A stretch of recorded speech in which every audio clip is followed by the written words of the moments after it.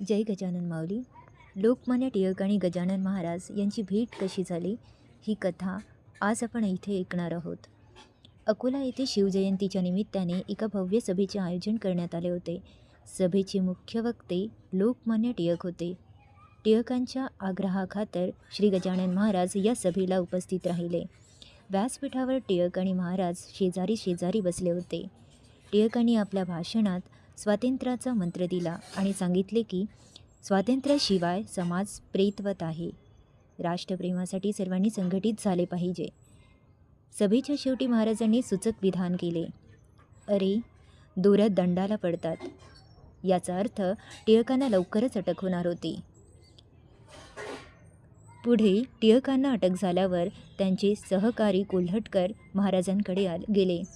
तेव्हा महाराजांनी टिळकांसाठी भाकरीचा प्रसाद दिला.